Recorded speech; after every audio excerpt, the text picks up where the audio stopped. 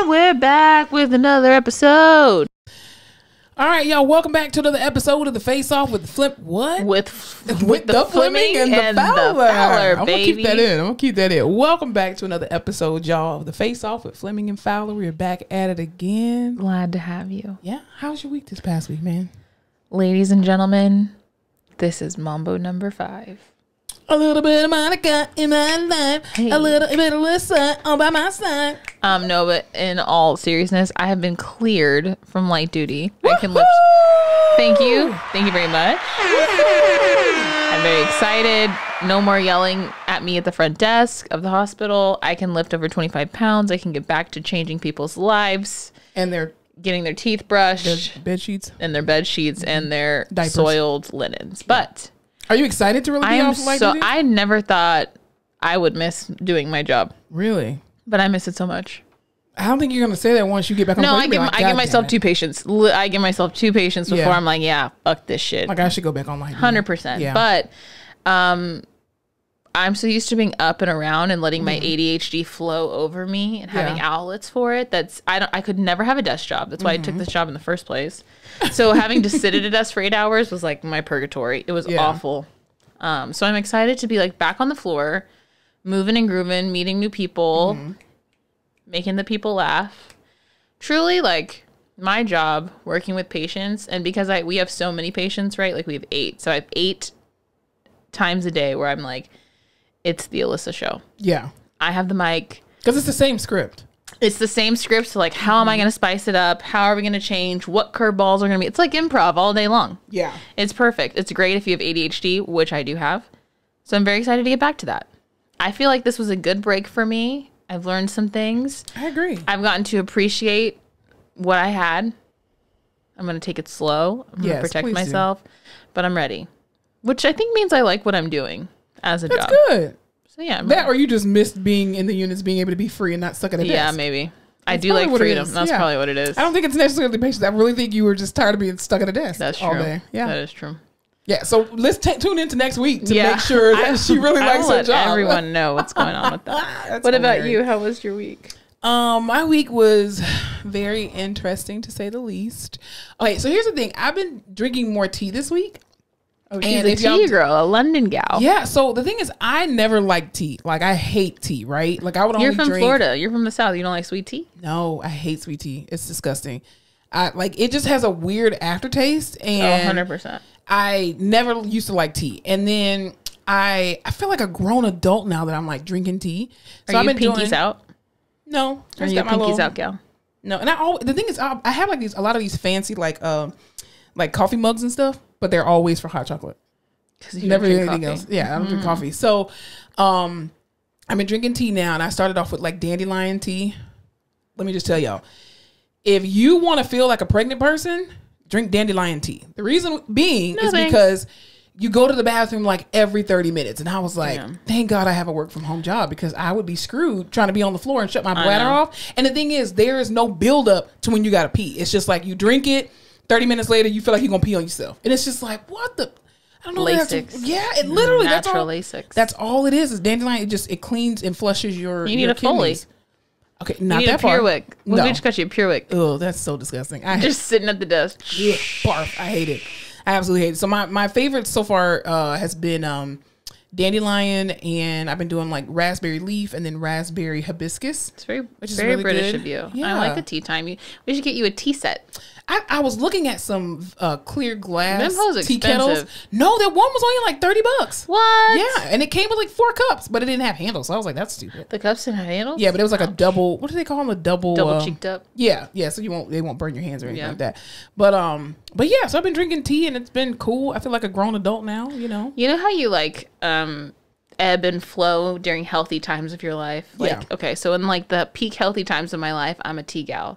I'm drinking the tea, the nighttime tea. It's putting me in a mood. I feel great. And then I go back to wine. But on my healthy times, it's a tea situation. Well, last night I did do something really weird. So I mixed the raspberry leaf and the raspberry hibiscus. So I put a thing of each. So I think I need to learn how to like be a chemist.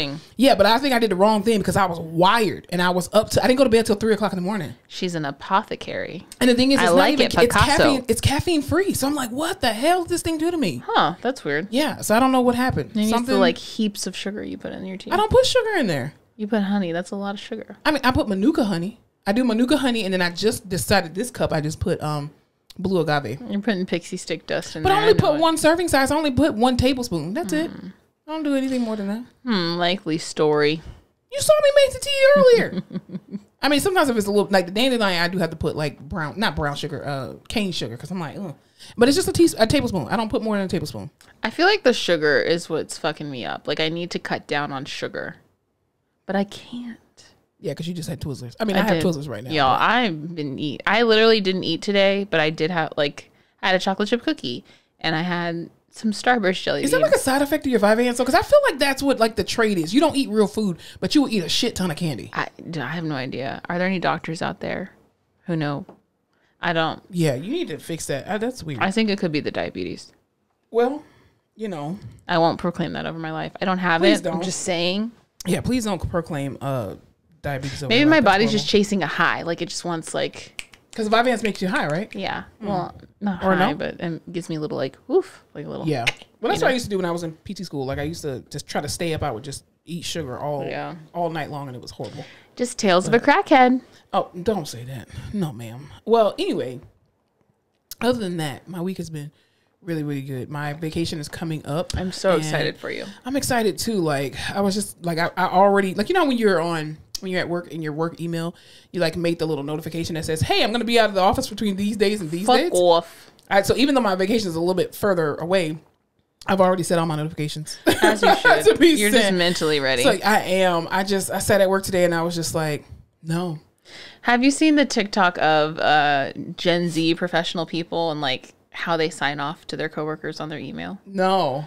Oh, it's so good. What are they saying? Let me think of some really respectfully, quick. best regards. No. It'll be like thoughtsy. Like when you're asking for questions. Are these real or are they just like playing around? They're real, but it's like people who work at startups or people who, or someone said like, this girl was like, I got in trouble because I told someone on email, like, I live, laugh, love that. Oh my it's just God. like so the whole it's so funny. You know what I don't like though? And I don't know if this is, I think this is a Gen Z. I'm just going to go ahead and blame Gen Z because even on Teams, people like, I hate when people abbreviate the simplest things. You're welcome. YW. Why do you do? I mean, why do you do that? TY. Thank you. What the? Just if you don't spell it out, TY.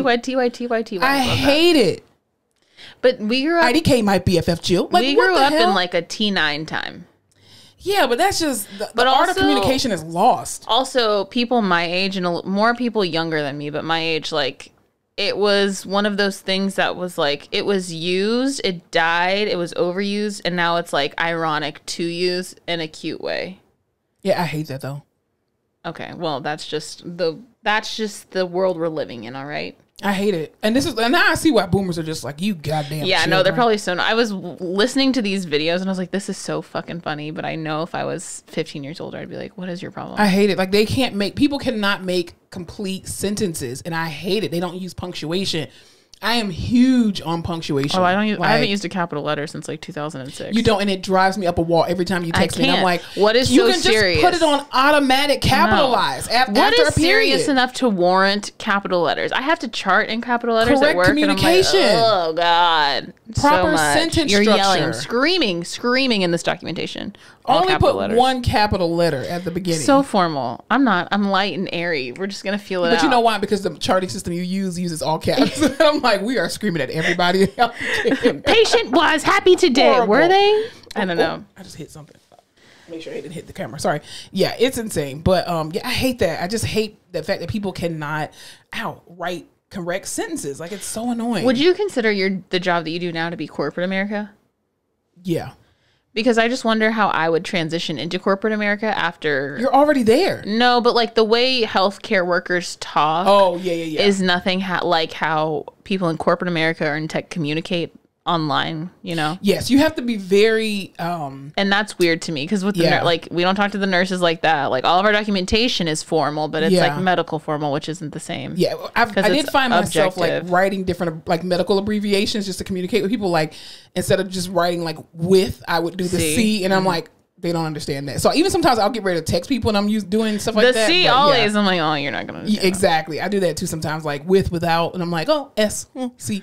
So I do that sometimes. It was a little bit of a transition, but it wasn't bad. Okay, it wasn't that's bad. Good. Yeah. So I can go work a corporate job. Yeah. Well, when I went to grad school for the second time, and I had to loved it so much the first time. No, I just wanted to climb every mountain. I don't know the fuck. Climb. I wanted to be the children. That was the future that Whitney Houston talked about. Do you know what that song is from? Dream every dream. No, what movie is that from? You don't know what movie that's from? Come on. Sound of Music. Nope. Yes, that's what it is.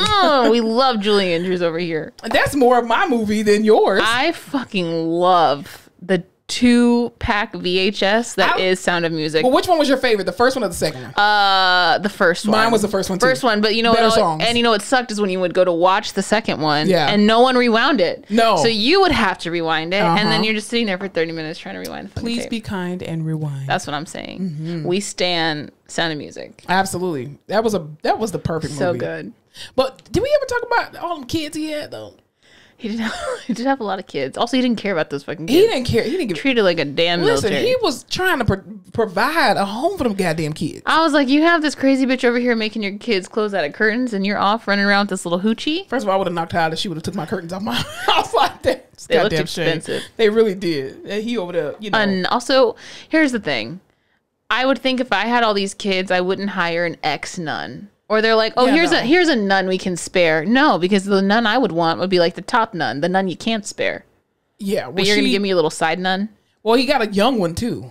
A young side nun. So he knew what he was doing. Knew. He knew what he was doing. He understood. Little nasty. He said, I know why she's not a nun. Exactly. Well, speaking of not nuns, but I was trying to segue, but it really wasn't we should working. Start the show. Yeah, we're going to go ahead and start the show. Not speaking about nuns, but specifically, I want to talk about, speaking of a man with a bunch of kids that he didn't want to take care of, Joe Biden.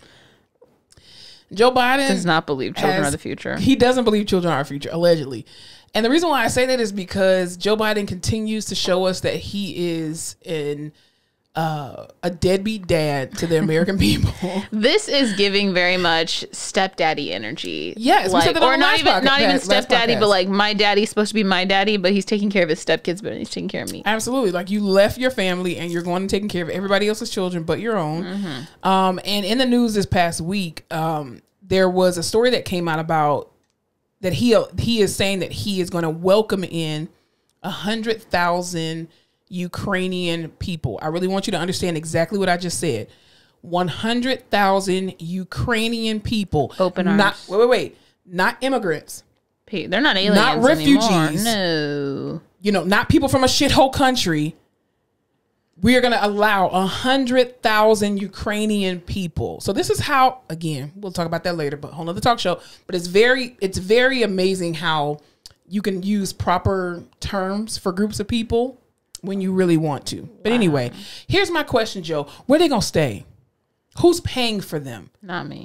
You can't drive from Ukraine to the United States. How they gonna get here? Are you gonna put them in the same camps that you put the Hispanic women and children in? Those cages. And to put them in cages, is that what you're gonna do? And then give the women forced hysterectomies? Is that what you're gonna do? Oh, okay, just checking. Exactly. No, because we show off for the Europeans. We love looking good to Europe. But you wouldn't do shit for the Haitians. You literally had, Texas Rangers on fucking horses with whips. I do remember that. Like beating the shit out of them like they were 2 years old, or we were back in slavery days. Then you tell all the Mexicans, you're over here taking our goddamn jobs, go back to your goddamn country. But you're welcoming in Ukrainians? Very suspicious. That makes sense. As Miss Pat was saying. Very suspicious. I don't get it. Like, it makes no... What is wrong with your president? He's just listening to everybody else. I feel like this is all for show. We just want to look good to Europe. We always want to look good But who is Europe? Why are we trying to look good for them? Do they pay our bills? No, it's just the white. That's you, not me. Turn off your phone. It is. Somebody just Snapchat. I don't even go on Snapchat. That's weird. Anyway. Slut. I don't know. I'm tired of it. But also that's a lot of people, and I guess you would spread them out. But logistically, how does that work? Well, what did you do for the the Iranians? Oh, do you remember as soon as he wanted to bring them over or said anything about bringing them over, everyone was like, absolutely not. Because they're brown people. That's why. Don't you remember 9/11? Here's the thing, Joe Biden, you did not invade, Iraq. We completely understand, right? I'll give you that. You did not invade there. That was two predecessors before you, right? But you have to take over the remainder of bullshit that somebody else did. And the fact that America, the United States of these Americas, trashed several countries and then just dipped and left them people with nothing. And then you're just like, well, no, I'm sorry, we can't save everybody. But them goddamn Ukrainians, we're going to save them. Mm-hmm. Like, what? I don't get it. It's really weird, to say the least. But anyway, also too, speaking of men, oh jeez, what were you telling me about Morris Chesnut? Speaking of fine black bald men, ooh, he's so fine. He's married though, right? Fucking bitch. I can neither confirm nor deny, but he has stayed consistently attractive. Absolutely, he definitely for years. Like maybe he's in the Illuminati. I've never seen a bad Morris Chesnut era. No, he's looked good in everything. I'm talking Boys in the Hood. I'm talking that movie with all the men. The Best Man Holiday. The Best Man Holiday. Ooh, when they do that little song and dance. They're coming out with a third part. Shut up. Mm-hmm. I saw a thing for that the other day. The gift that keeps on giving is The Best Man. Absolutely. I love that. I love that movie. He finally, I don't even know why I said finally. I would have never, if you would have been like, hey, who this year would you think is getting a star on the Hollywood Walk of Fame? I would not have said Morris Chesnut. Oh, is that what he got? He got a star on the Hollywood Walk of Fame. Wow. We're all very excited over here. Yes, we are. I love Any Morris Chestnut favorite movies? He was really good in Two Can Play That Game. Vivica Fox.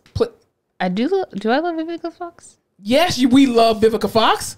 Yeah. Yes, we do. Yeah, she's a national treasure. As we all know, Vivica Fox was in. She played it, Set It Off. She was Frankie in Set It Off with Queen Latifah. Yes. She was also in Two Can Play That Game. She also played in, Vivica Fox will be mad at me. Soul Food. She's going to be so mad when she listens to this. She was Soul Food. She was in Soul Food with Vanessa Williams and Nia Long. Okay, that's what the problem is. I sometimes, not a lot, and I don't want to get yelled at, confuse Vivica Fox and Vanessa Williams. I don't know why. Which Vanessa Williams though? The one from the show Soul Food, or you talking about the one who was in the movie with her? Vanessa Williams, Rick Fox's ex-wife. Rick Fox's ex-wife. They look nothing alike. Or maybe who was the one in Elmo? Welcome to Grouchland. That had to be Vanessa Williams, the Rick Fox's ex-wife. Yeah, that was her. Yeah. I don't know why I do it, but it just they were in Soul Food together as sisters. She was in Kill Bill. Yeah, Kill Bill. She was in Kill Bill. That was a good one. But her role was so small and she got killed. She got killed with a T bad. Exactly. But no, she definitely played in Soul Food, and she's co-starred on different shows and all that kind of stuff. But no, Vivica Fox is an amazing actress. Amazing actress. Man, yeah. Morris. Yeah. I think I started watching Rosewood, the show that he's in. And it was good. I thought you were talking about the movie Rosewood. I was like, girl. No, and he's a private doctor. Because he was not in Rosewood, the movie. That was Don Cheadle and Ving Rhames. Esther Roll. No, he performs like autopsies or something, and he's supposed to be really good. Oh, he's like a cop or something. Cool beans. Yeah. Cool. He's The Best Man. Yeah, he was in The Best Man. Yeah, no, I would know. Yeah, The Best Man, because he beat the shit out of Harper. He's in Think Like a Man? Think Like a Man? With who? With Taraji? With all the black people. Oh, yeah, he is in that. Yeah. As who? No, he's not. He's not in that movie. Google lied. Yeah, no, he's not in that. I would like them to prove it. Yeah, no, The Best Man was still good. I mean. I love The Best Man, but I also love Taye Diggs. I like the old Taye Diggs. This new Taye Diggs with like the TikToks and all that shit. I'm just like, Taye Diggs. Oh yeah, he trying. Please stop. You don't turn into a fucking Wayne Brady. Did you ever watch Private Practice? Wayne Brady. Yes, I love Private Practice. That's like prime Taye That was Diggs. probably the only show that Shonda Rhimes. Well, I won't say the only show, but one of the first shows that I was like, Shonda, miss. Private Practice. Yeah, I liked it, but it was too many storylines and just it was all over the place. And then they got canceled after 4 or 5 seasons, something like that. Yeah, it was not. Shonda doesn't miss. She missed with Private Practice. No. And that other show, the one where the lady, she was like a con artist or whatever, and the other man conned her. She fell in love with him or something, and they were chasing around. I think it's only 1 or 2 seasons of that stupid ass show. But she's doing the best she can. No, I mean, she's gotten paid, so she don't care. That's true. Listen, Grey's Anatomy is still on it. I'm a loyal fan of Grey's Anatomy. And I watched something the other day, and I was like, Shonda did this shit. What? I think she did. I think she did Bridgerton. Yeah. Bridgerton season 2 is coming out this month. We're all very excited. She did Inventing Anna, I think. On Netflix? Yeah, I think so. Oh, yeah, because she's over at Netflix now. Because remember all that shit that happened? That's right. They didn't want to give her no damn Disney tickets. That's right. She was like, I want one thing and one thing only. She just wanted an extra pass for her sister. Y'all couldn't give her that. And she was like, you know what? That's the straw that broke the camel's back. I don't blame her. I don't left too. She must have fucking just had it that week. No, she was just like, this, all the money that I'm bringing you, and you don't want to give me a Disney ticket?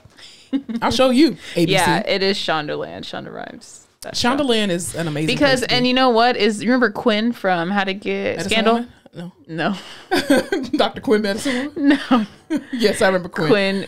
Quinn is in that. There's a bunch of people from all the other Shonda shows that are in that show, and it's because it's Shondaland. Oh, really? Mm-hmm. Well, yeah, she does recycle people, because even in I don't know if 911 is hers though. Like the show with Bailey's husband, Warren, and Boris Chestnut. Boris Chestnut. Boris Koja. Koja. That's his name, right? Boris Koja. Yeah. If you were gonna say two people look alike, it would be Morris Chestnut and Morris and Boris. No, it's just the name. They're just black and bald. Morris Chestnut used to not be bald. He had hair. Yeah, he had it. With Ricky when he died. That's true. That's true. Yeah, he had a whole fade and everything. Yeah, that's interesting. Well, also too, speaking of men, did you hear that? We hate to do it, but we will.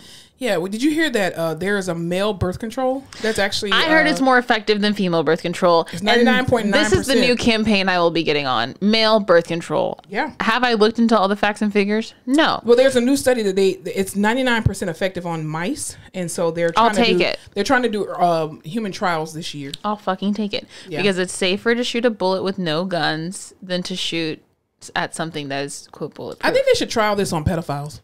Oh, that's what I think. In the prisons. Not in prison. Well, some of them, yes, that's the only way you're gonna get them. That's right. You can't just. You're absolutely right. You're just gonna go door to door. Hey, are you a pedophile? I need you to take register sex offenders. You're getting this birth control, bitch. Come on. Yeah, I think they should trial that on for human trials. I think they should definitely do that on pedophiles. Is insane to me that it is the year of our Lord 2022, and we are just now coming around with a male form of birth control. There's always been male birth control. Always. They just don't care. They've been so worried about getting their dicks up. Penises, sorry. Try not to cuss. But penises up. I'm just like, just do it in reverse. Penises is worse. Well, peni. What's the formula of penis? Penises. I don't like it. Lorena Bobbitt. You remember her? Bobbitt sounds familiar. Did she cut a penis off? She did. As she should. Happy Women's Month. Lorena Bobbitt. International Women's All Month. hail Lorena Bobbitt. I'm kidding. Don't do that. You cut off the penis of anyone who's coming at you incorrect. Well, I mean. And that is supported by Well, didn't you tell me a story about somebody at Walmart probably got their penis cut off? Miami, Florida. Ever heard of it? Listen, I am from Fort Lauderdale, not Miami. That would be like someone from Fort Worth being like, I'm from Fort Worth, not Dallas. It is the same shit. No, ma'am. To people who don't live there, it is the same thing. No, it is not. What did Amaretta say? Clayco, it's not Atlanta. It's not Atlanta. Fort Lauderdale is not Miami. Miami is not Fort Lauderdale. Oh no, ma'am. Nobody from Fort Lauderdale ever tries to claim Miami. Let's be clear. This 28-year-old man named Brendan Harvey attacked this woman in a Walmart. First of all, Walmart, always busy. I've never been in a Walmart where there's not at least 5 people. Very true. Even in like the dead of night. He pushes her to the ground, pulls down her underwear, starts in a Walmart. First of all, ugh. What is on the floor in a Walmart? That's not even the point. The point is he's sexually assaulting someone in a Walmart. Yes, that is what we're gonna. Yes, that is the point. But also, was he on drugs, like bath salts or something? I don't know. Who cares at that point? You're in too deep. Pushes her to the ground, tries to sexually assault her. And all the good people of Miami, Florida said, not in our Walmart. That's and not today, as they should. Do you think you're the kind of person who, when you see something like that, immediately jumps in, or you like wait to see what the fuck is going on? It depends. Because I'm black, so why wait? Black people, we wait and we observe, like, is this really going on? Because, too, if it's a bunch of crazy stuff that's happening, especially if white people are involved, we're just like, that's not our fight. It's not our business. Exactly. But then if we see something, like, really egregious happening, hey, God damn it. I would love to think that I'm the bitch who would be like, hey, and, like, scream or call people over or get my phone. But I just, like, and thankfully, prayerfully, I've never been in that situation. Yeah. But I always wonder, like, well, I just feel like if I'm the bitch that runs up, I'm gonna get shot too. Well, here's the thing: if I'm here in Texas and I have my weapon on me, then I feel much more comfortable to address a situation. But if I don't, I'm minding my business. I just got my. But if I'm in a Walmart, I mean, there's a lot of weapons. Here. In a Walmart, they were in like the towel aisle, the bathroom aisle. Never mind. There's nothing there. Anyway, all these citizens decided we're stepping up. They subdued him. They got him. But I'm just like, that's how? Good. Like in a well-lit, well-populated area, these people are out here doing crazy shit. That's scary. That's fucking scary. People are crazy. The fact, oh Jesus Lord. So he has been arrested, and I think he's on he was already on probation when this happened. Maybe he tried to do that to go back to prison because he couldn't afford the gas prices. Maybe his bond is $50,000. That's it? Mm-hmm. No, they didn't make that $50 million. That's ridiculous. Oh my God. That's insane. Kids in the Walmart, families in the Walmart. Can you imagine your child seeing that? That people are just 28 years old. That's my age. You're 27, ma'am. 28 years old. That's almost my age. We're not almost. Thank you, because I'm 10 years older than you. And we're just a couple days. So, no, I'm still 37. We're still 37. I'm just saying, that is wild. Prayers to that woman. Seriously. That's insane. And thankful to those people who actually jumped in and did something about that. That Truly. was awesome. You know what? There is still good things going on. And that's why you should go to Walmart. We should all still be shopping at Walmart because we can be the hero. Well, let me tell you what else is going on in Florida that's really good.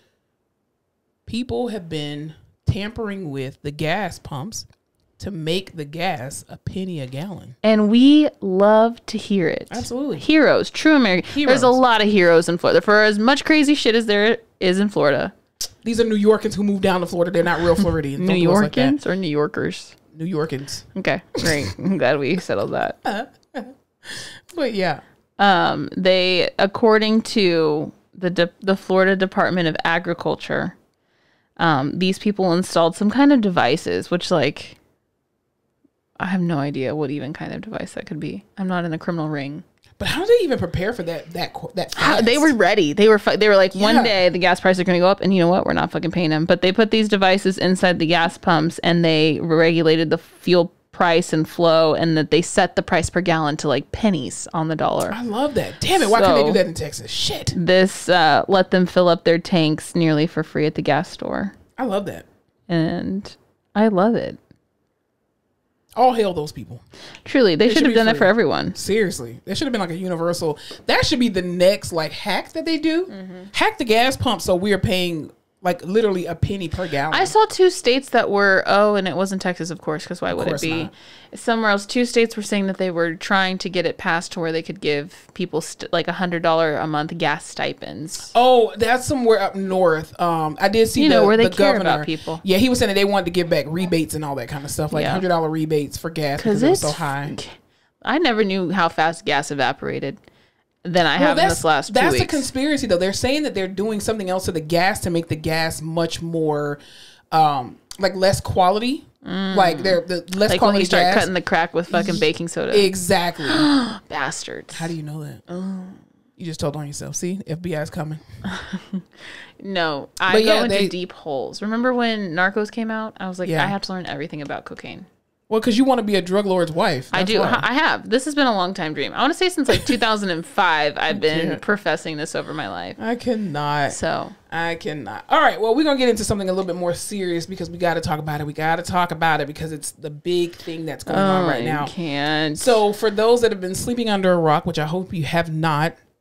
But understandable if you were. Yes, good friend to the show, Miss Jackson. Who the Honorable Judge Ketanji Brown Jackson, which I think is hilarious that her white husband's last name is Jackson. But anyway, it's like a stereotypically black name. But anywho, she's amazing, wonderful, beautiful, all those good kind of things. So she has been going through her confirmation hearing over the last 3 to 4 days.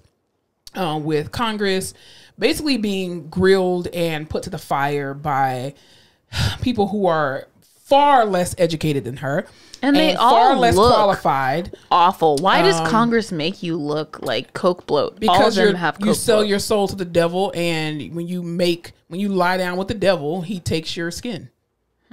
They just look like bloated, bags under the eyes, haven't had like That's a what hate vegetable does in to you. 6 months. That's what hate does to you. It ages you. Dehydrated. They all look bad. So, Ketanji Brown Jackson, again, is honestly the most qualified Supreme Court justice nominee ever in history, honestly. I mean, this lady has served this. She's not a lady. This woman, this amazing black woman, has served the people in so many different capacities on the lower level courts, higher level courts, and all that good kind of stuff. So in the news this past week, we have been seeing a lot of video and audio footage of these congressmen and women just kind of asking some of the most asinine questions that have nothing to do with the Supreme Court justice seat whatsoever. For example, Lindsey Graham, dumbass. I just want somebody to punch the shit out of Lindsey Graham, allegedly. Anyway, he literally asked her a question about, ma'am, are you a woman of faith? And so she's like, yes. And he's like, well, what religion are you? And she's like, I'm a Protestant, like non-denominational. He's like, so your faith is very important to you. And so she's like, yeah. And he's like, so, when you're judging stuff, like, how are you able to separate that? And so she was like, as you know, legally. Senator, legally, you have to separate church and state. Like, Lindsey Graham, why are you even allowed in Congress if you don't understand that basic fundamental that you don't make decisions based off of your personal values? You make decisions based off what is best for the people that you serve and who put you in office. Or at least that's what you're supposed to do. Oh my God. I need you to watch Veep because this is literally an episode of that show. What's her name? Julia Marie Dreyfus. Dreyfus, yeah. From Seinfeld, right? Yeah. It's literally like this woman. You just have to fucking watch it because shit is insane. I've seen a couple episodes of it, but I'm not really a fan of hers like that. I mean, Seinfeld, she was amazing on Seinfeld. The things that I'm hearing come out of these men's mouths, I'm like, this is a joke. Mm-hmm. And every face that Ketanji makes, I'm like, yes, girl, you're reading them. Well, I can see it. I think also, too, this, like, her confirmation hearing, I think, has really exposed and saddened the African-American community at large. And I'll tell you a few different reasons why.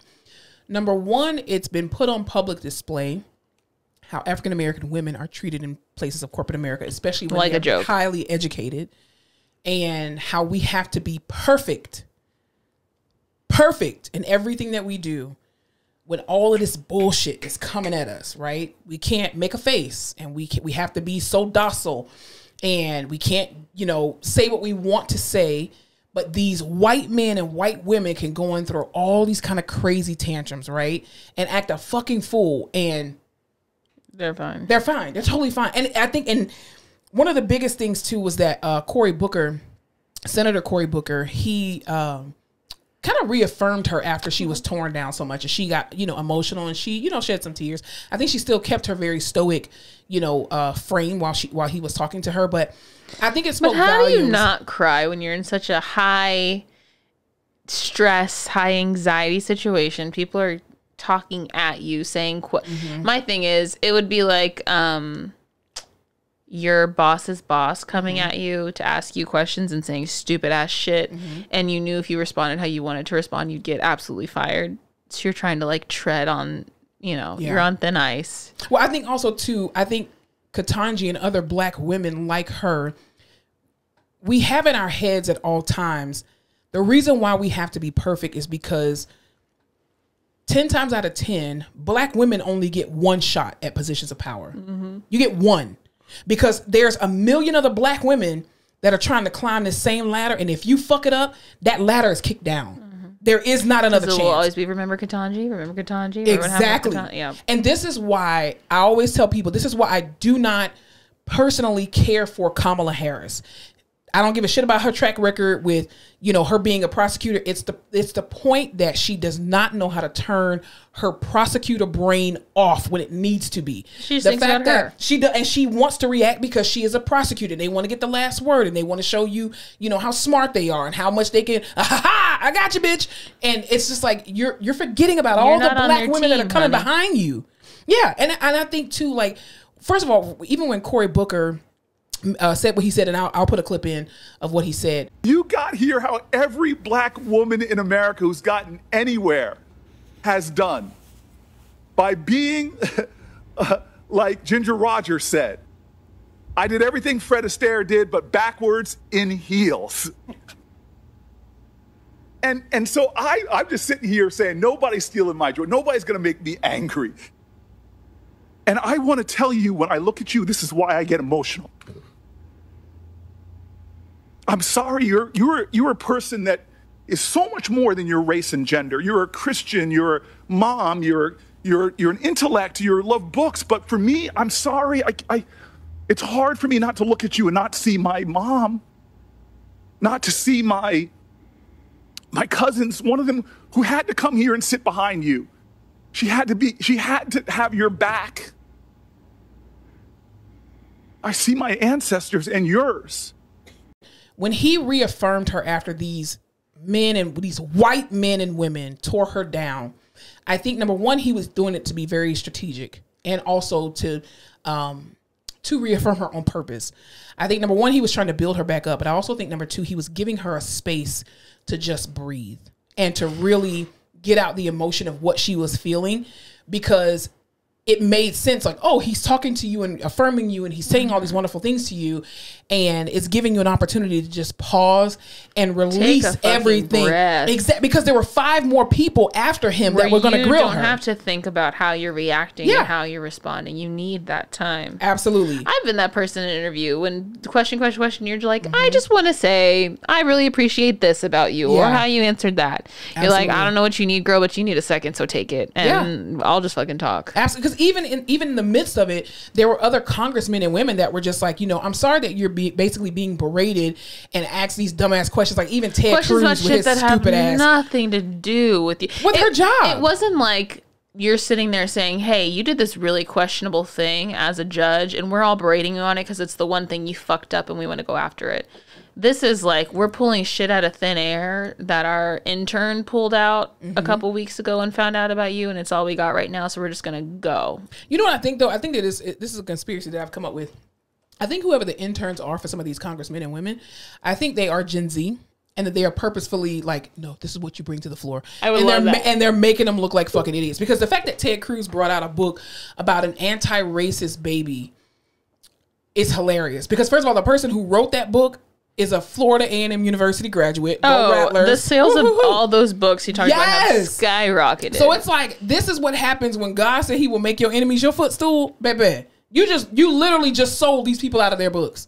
And they're bestsellers #1 on Amazon. So thank you, Ted Cruz, for acting an ass and showing these people books and giving them free promo. I try to always keep the perspective of like, social media isn't indicative of the entire country, right? Like, you may be flooded with certain information or opinions on social media to the point where you think like, oh, everyone has to think like this. I'm seeing so much of it. But it was just like the 5, 6, 7, 8 2016 election. You were seeing like, no way Trump's gonna win, no way Trump's gonna win, we hate Trump, da, da, da, da, da, because you're on this small little platform, but the world at large is very different. But I always think like, these people have to get on TikTok. Like, even if the news is dragging you and saying all of these crazy things, like, your ass has to be on TikTok watching the funny shit that's coming out of this. Like, you're telling me Ketanji's not scrolling through TikTok right now? Just like, yes. I think she's probably just trying to process it all. Probably, but girl, go through TikTok because these people are making incredibly funny content regarding the shit that just happened to you. You know what I think is really disgusting, though, amid from the funny content, because I've seen a lot of funny content as well. The one thing that really is completely disrespectful, other than trying to question her qualifications as a Harvard law grad and as a Harvard student grad, Harvard University grad. But anyway, the fact that even like on the news, and I'll put another clip in here too, The news has been purposefully, like, fucking up her name. Picked for the Supreme Court, nominating Judge Ketanji Brown Jackson. Federal Appeals Court Judge Ketanji Brown Jackson. Ketanji Brown Jackson. Yeah. Judge Ketanji Brown Jackson. She is Judge Ketanji Jackson, rather. Ketanji Brown Jackson. Ketanji Brown. Judge Ketanji Brown Jackson. Ketanji Brown Jackson. Ketanji Brown Jackson. Ketanji Brown Jackson. Ketanji Brown Jackson. Judge Ketanji Brown Jackson.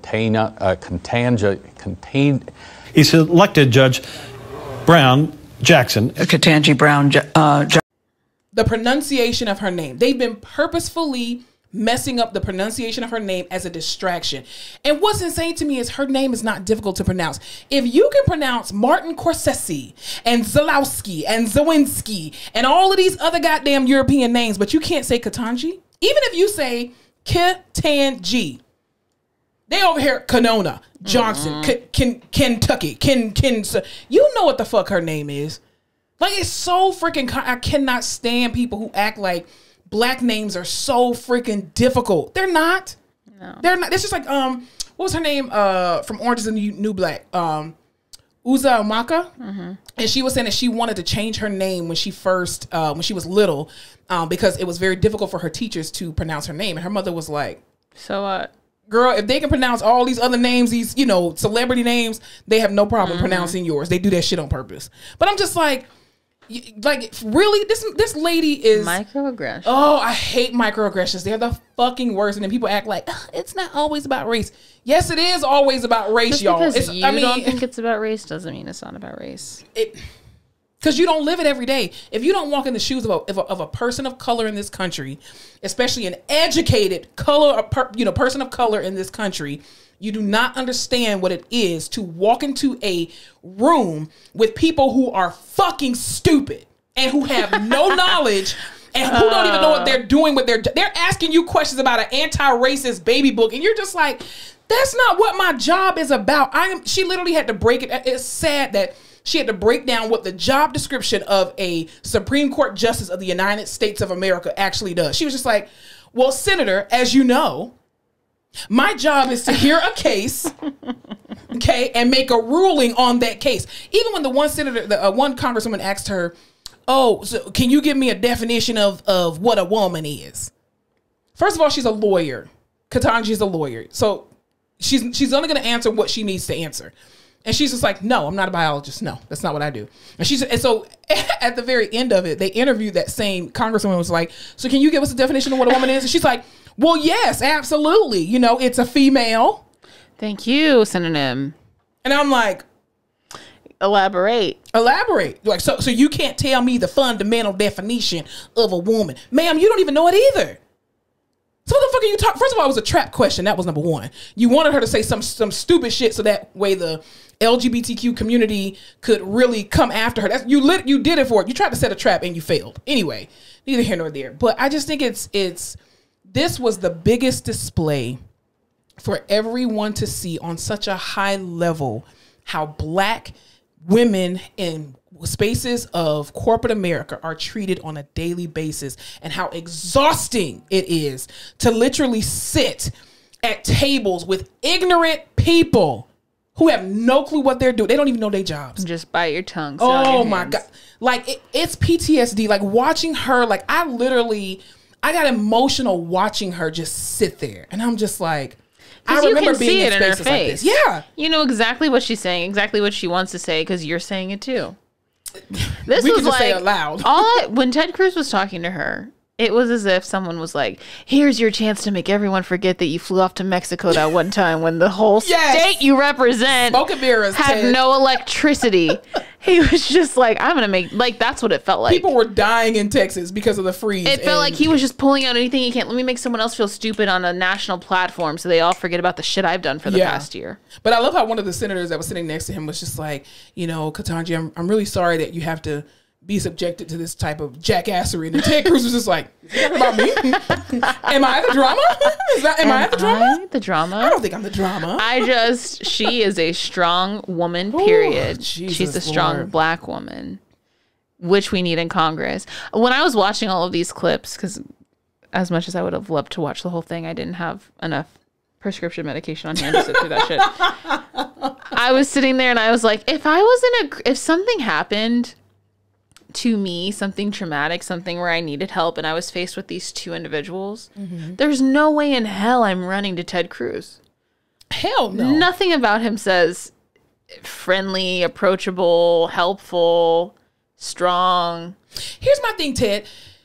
The president of the United States, 45, called your wife ugly. And you had no energy, but you got all this energy and you bucking all up at Ketanji. Like, it makes no freaking children's sense. book she has literally nothing to do But with. I do want to give a shout out to the author of that book, though, because he is actually a Florida A&M University graduate. His name is Ibram X. Kennedy, and the illustrations were actually done by Ashley Luca. Oh, man. The name cut off. Damn it. It was the way I screenshot it. Not that I can't pronounce it. It was just the way that the thing was screenshot. But I'll put a little thing right here. But anyway. Right here.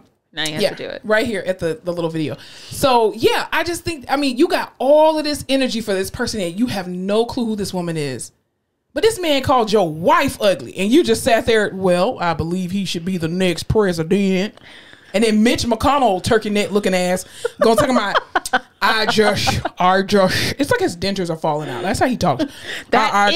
You perfectly. I cannot. You hit that on the fucking head because that's exactly what that sounds like. His dentures are slipping out. I based off her record, I cannot nominate her for the. Shut the fuck up, Mitch. Shut up. That's why you don't control the damn Senate no more either, bitch ass. Turkey neck was also pretty accurate. He definitely has a turkey neck. I need white men phased out of the White House. Seriously, off the face of the and earth. all of its affiliates. I think what I would love for it to be like. You remember the what was the thing? Oh God, not the paper bag, but 1/16th rule. 2/5 human? No, I don't know what you're talking about that. I would like it to be 1/16th Native American. Oh, yeah. I would like it to be, you can only be 1/16th white. Yeah, for real. That's our cap. Well, so I'd be out. I'm taking myself out of the race. It's fine. Because you're 58% European. I'm 58% and that's fine.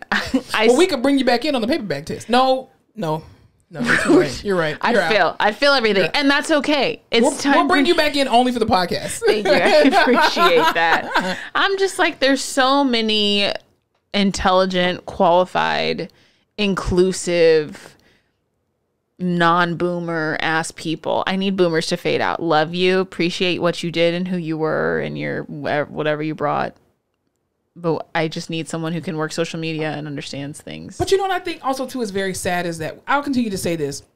When they can't attack the work, they attack the worker. They find the stupidest, most pettiest, smallest things to come out. And it was so prominent.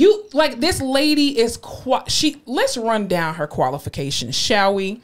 So she obviously went to public high school, right? She went to an Ivy League law school. Her career, she actually did Supreme Court clerking. She was a public defender. She was a part of the Sentencing Commission. She was a district judge and a Court of Appeals judge. No one else on this area even on the bench that's currently on the bench, and that includes Clarence Thomas's coon ass, okay, who should probably be stripped from the bench right now with his questionable wife text messages, but that's still unfolding. Breaking news. Anywho, but nobody else's qualifications come close to her, and I think the reason why this situation resonated with me so much is because I'm currently going through that about a situation that I can't obviously talk about, but to sit in these rooms with people who are less qualified than you, and for you to just have to sit there and take it. It's just my ancestors will avenge me. I could end your life with my words. Seriously. And have the information to back it up. Oh my God. But I can't. And that's what's harder. It's a shame. And she's a kick-ass lawyer. The fact that Lindsey Graham threw a tantrum and walked out acting like a fucking 2-year-old. Then Ted Cruz, no, Mr. Chairman, no, you're not going to allow her to answer the question. He's like, you're going to cut her off anyway. What's the point? And I'm like, the fact that another man is telling you, and he's beating the gavel. He's like, you can beat your gavel all you want to. She can't answer the question. And Ketanji was just like, you're unraveling. And I'm just gonna sit here and I'm supposed to be the angry black woman, but I'm sitting here composed and you're acting a rabid dog fool. And I hated that she had to do it, but I loved that she did it. That she just sat there? That she just sat there. But she couldn't, there's nothing else she could do. You can't do anything, No. and they're just waiting for you to react. That's all they fucking want. They want to get under your skin. They want to see you do something crazy. Because the house is burning. The house is burning, and she's just sitting there watching it burn. Like, because the thing is, they're squirreling this whole thing. Yes, and it's like everybody is now watching you have a temper tantrum over a qualified black woman, you can't take it. It's been going to shit, and now they just rubbed it in your face by saying, "Oh, y'all really aren't shit. Here is this intelligent black woman coming to sit and play with y'all, and y'all are pissed about it." You know what I thought was also very condescending was the fact that people kept saying, you know, you're very educated. You know, you're very educated. Oh, thank you. Oh, thank you so much. A pat on the head, like that's not the norm. I know I'm fucking educated. I went to fucking Harvard times 2. Like, my thing is, black women. Listen. This is already facts. Okay, this can be backed up, evidence-based practice. Okay, evidence-based news. EBP, bitch. Exactly. Like, black women, like, we are the most educated demographic of people per capita. I just like saying per capita. Period, poop. But anyway, we're the most educated demographic of people in the United States. In that. Like, Truly. How many advanced degrees do black women have? I'm quite sure way more than white women and any other race of people. And it's only growing because black women are having babies later in life, becoming more educated, and getting married later in life, setting them fucking selves up and going to school, taking these jobs. The problem is we run everything behind the scenes, but they'll never let us have a seat at the table. That's okay. We'll build our own. Because we're builders at the end of the day. I watch Baychella. I know what the fuck we're capable of. Baychella? What's that? Baychella. What's that? When Beyonce did Coachella. Homecoming. I was like, what? I need to take you to Family's Homecoming this year. We're going to Family's Homecoming. If I don't hear that, I'm going to be pissed. You're not going to hear that because we don't play that. We don't play that. That's the song. No, it's not. What do you mean it's not You've the never song? seen FAMU's band then. Have you ever seen FAMU's band? Why would I have seen FAMU? I've seen Drumline. All I've seen is Drumline. And Beyonce at Coachella. You know I'm white. This is annoying that you bring it up every episode. Just saying, you could YouTube she brings it up every episode just to remind you people. No, not at all. Because I want to expose. Like I do. Here's the thing: when we go to Family's Homecoming this year, because we're going. I love Florida. When we go, Florida. You're gonna have to take your Vyvanse because if you don't, I'm telling you, FAMU's Homecoming. Any alumni out there, any Rattlers, it's an experience, and there's a lot of black people. So it's going to be overwhelming for you because I know. And it's very close quarters, but everybody is like family. So you don't know half of these people, but you're just like, where you got that from? Where you got that from? Girl, I got it from over there. This from them. It's a family reunion. In that regard, I am very white. Yeah, you are. But it's going to be lovely, though. It's going to be an experience with the eyes, of a lifetime. closed teeth, you know? Yeah, it's going to be an amazing experience for you. I can't wait. I'll take all the meds I need to. Yeah. I need to surround myself. I love black people. Maybe we'll take a videographer down there. Oh, that'd be good. Yeah. Darren can blog it. Absolutely. Darren, so you're coming too as well. We're going on a road trip, ladies and gents. Like Oprah and Gail. That's cute. You're Gail. I knew it. I didn't even have it as a question. 100% already knew my place, and I'm here. I'm definitely not Gail. You would make my ass quarantine in the guest house for 2 weeks. I know you would. At least I put you up in a nice house. You would. Yo, I walked in and I was like, I haven't been feeling good. She's like, is it COVID? Because I literally was COVID. I was like, nope. I'm about to go on vacation soon. Nope, no ma'am. Yo, not at all. Crazy. Yeah, no, that whole situation is insane. I watched it. I couldn't watch too much of it because it makes me feel icky inside. Yeah. I just there's something about, and I don't hate to stereotype it, but you know what I'm talking about when I say like that type of white man, like the icky looking, I know everything, you don't know shit, but I'm gonna make you feel like you know something, so I'll throw you a bone here, but really I'm gonna think that I'm into you, but really they don't know anything and they just look like a fucking asshole. Yeah. But they're in a position of power. Like, the worst kind. I guess my biggest question is, like, why does a Supreme Court justice have to go through that process? Why do you have to be interrogated for 3 weeks about your qualifications when people already know if they're going to vote from you from the name that Brett the time that you're still become appointed anyway? Well, because he's a white man. And probably, allegedly, other congressmen probably have done the same thing that he was alleged to do. But I'm just saying, like, if the president says, I want to nominate you, and this is the person I want to put in position of power, and they run the House and the Senate, who the fuck cares? In case the president's a fucking wacko. I mean, we've had that a few times. I know. I'm sure this had a good reason at one point. I would like to think there was a reason for it. Did they ever give her any water? I didn't see no water. I saw Hillary. The only reason I saw water is because as Ted Cruz was fucking just throwing shit at her about racist babies, she would just take a sip. Because I remember who even knows what's in the cup. And this is how I know, without a shadow of a doubt, that even though I know people have their opinions about Hillary, and I am not a Hillary stan, I can guarantee you that. One thing I respect about Hillary is she knows how to control her emotions. She is in a room full robot. of men. She is. And when she was being have you ever seen those interviews with about Benghazi? They were interrogating the shit out of her, especially about her emails. She was just sitting there just like, keep them coming, boys. Keep them coming. You're not going to get me out of my character. Kamala could never. Kamala could never. Can't. Kamala is just, again, it has nothing to do with her Southeast Asian and her Jamaican background.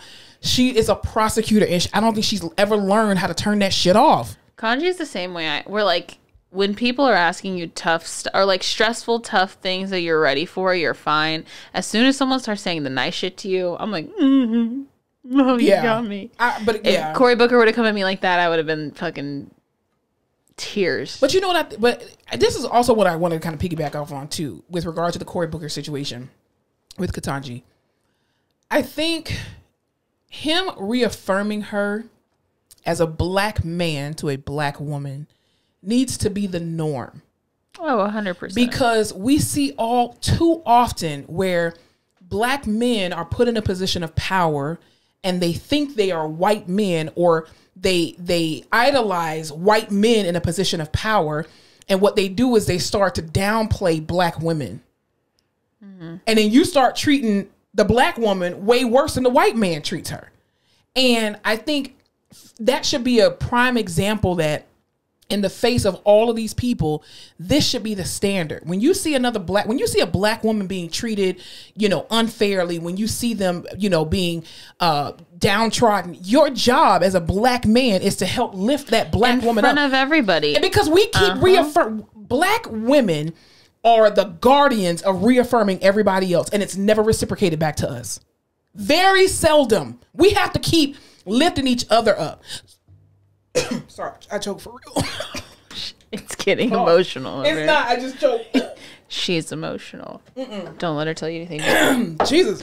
I've never seen someone in that setting and around those kinds of people say, I'm here. I see you. I see what's going on. I'm here for you. And let me tell you that it's okay. And you're worth it. Like, this lady knows she's qualified. But when you have a room full of people who literally have your fate and the fate of a whole nother generation coming behind you, like her daughter was sitting there and had to be subjected to that bullshit. And she's just like, I cannot fuck up right now. I have to stay in. Like, I got to get out of my head, and I have to stay where I need to be because this is so much more bigger than me. To think like, just to think I've never seen someone who looks like me in the job that I'm applying for. Yeah. And if I get this, I'll be the first person who looks like me to have the job that I'm applying for. Yeah. That's insane. Yeah. And there's a price for that. And I'm quite sure her whole entire career, like even her parents, both her parents are HBCU grads. And her mom, I think her dad is a lawyer. Either her dad or her mom is a lawyer, and one of the parents is a lawyer, the other one is a professor. Anyway, but to come from humble beginnings like that and being brought up in a regular middle class family and seeing the things that she has seen, like, you don't get to this point by accident. Like, this was predestined. Like, she could handle this stuff. Like, you don't get nominated for shit like this by doing reckless stuff. You don't graduate from Harvard twice by accident. Exactly. You put in some hard ass work, and you got some ancestors that are literally carrying you on their shoulders. Like, and I love that she acknowledged that. And also Cory Booker acknowledged that, because again, there are so many people that are watching, but I think even for these racist ass white congressmen and women, your children are watching you too. This is why I love Gen Z, because they call out bullshit like that. And this is why you don't want critical race theory taught in schools, which critical race theory is nothing but American history. That's all it is. It's American history. You kidnapped men and women, kings and queens from Africa, and you kidnapped them and brought them over to your land to work for free. I'm sorry, stolen land. But you don't want your kids to know that, but you'll act a fool right on TV and on TikTok, and you being, retweeted and repopulated all. Like, it's stupid. Just because you don't formalize something and put it in a book doesn't mean that what you're doing doesn't have the same implications. You're doing the same shit. Exactly. You're just not wrapping a bow on it and calling it a pretty name. Yeah. I mean, I applaud her. And I could never. I would need so much Xanax. Amen to her.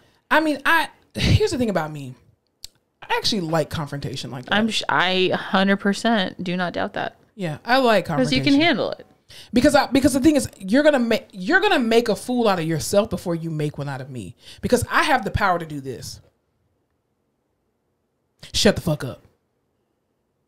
But because you're trying to prove a point, you keep talking.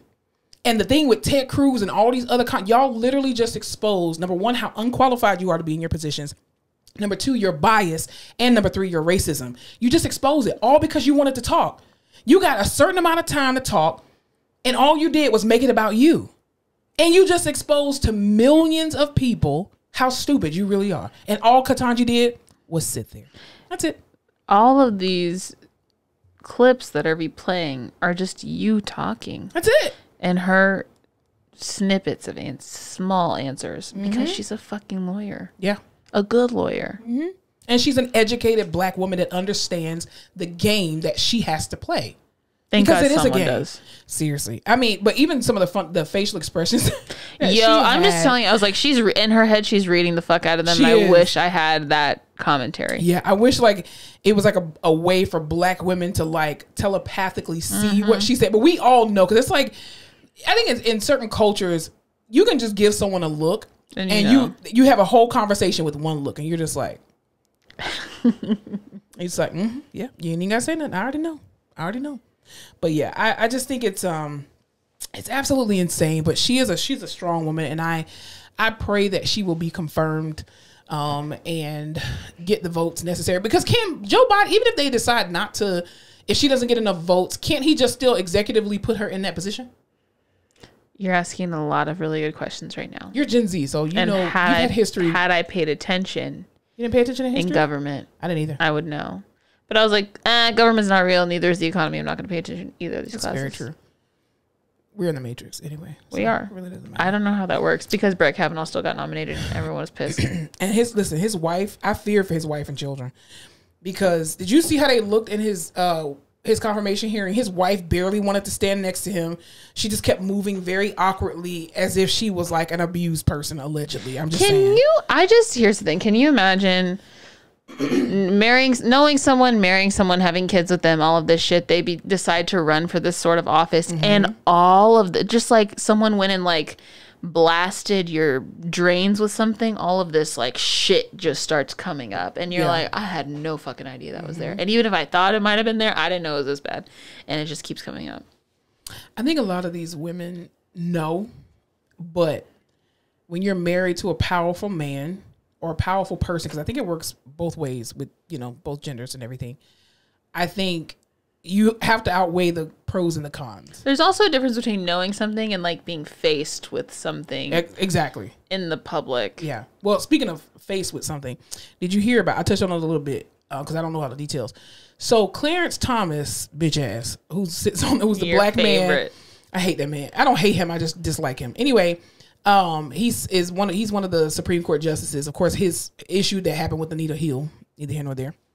Anywho, his wife. He looks like a fish. He just looks like he just loathes himself. You know who he reminds me of?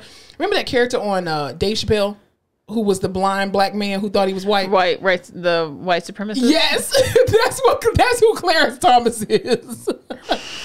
He's a blind man who thinks he's white and he's really black, and everybody's just like, does he know he black? And so his wife, she horrible. Looks like ugly. a Trumper.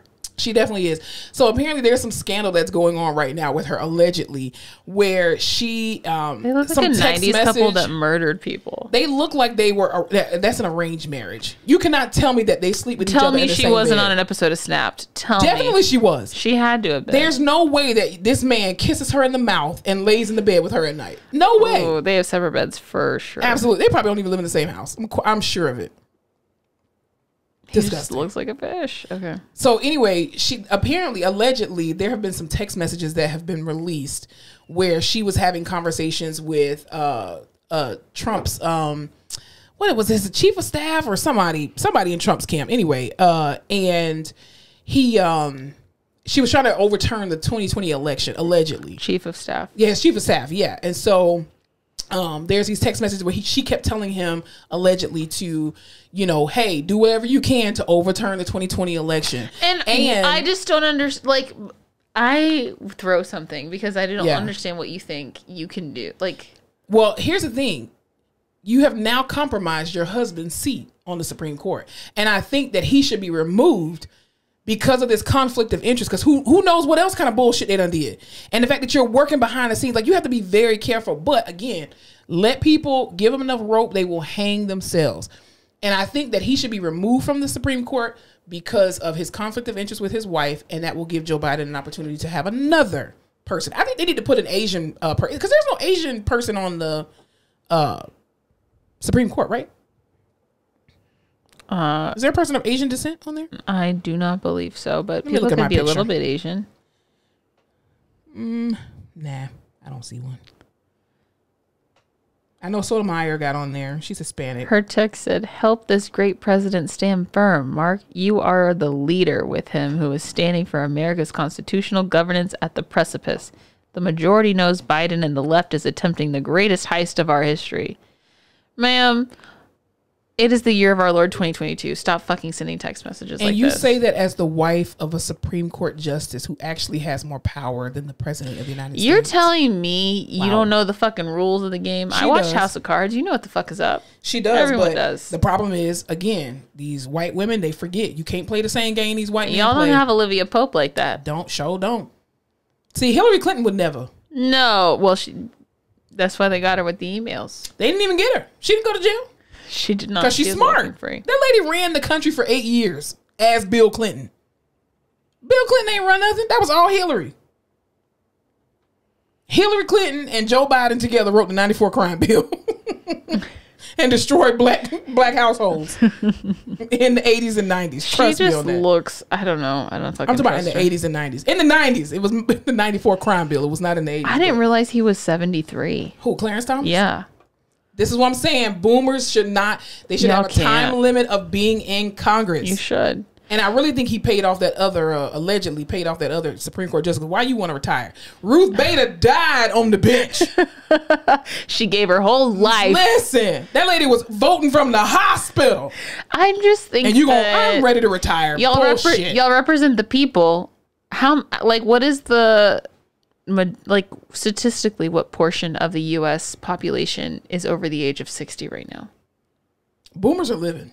They ain't dying. It's Gen Z that's dying and millennials because we stressed out at work. Fuck it. People stressed out at work. Boomers are like, we have the internet. Ooh, I met up with my friends from high school. Fuck. People down and out, can't get enough pay. Ask for me, all I can say, thank you, Lord, for all you've done for me. It's crazy. That was actually a song lyric. But anyway, I also want to talk about one more thing with regard to this, kind of piggybacking off. So Jane Campion, I don't know if you've seen this, the Critics' Choice Awards. Did you watch that a couple weeks ago? Probably not. What the fuck is the Critics' Choice Awards? I guess it's the people who criticize you. They give you awards at the end of your criticism. That's nice. Oh, like the critics say, like that kind of stuff. Yeah, like, what's the group name? Cisco and Ebert. I think they both died though. Cisco and Ebert. Yeah, they were Roger and Hammerstein. No, Roger and Ebert. Roger, what the fuck? They were critics. Anyway, they're not important to the story.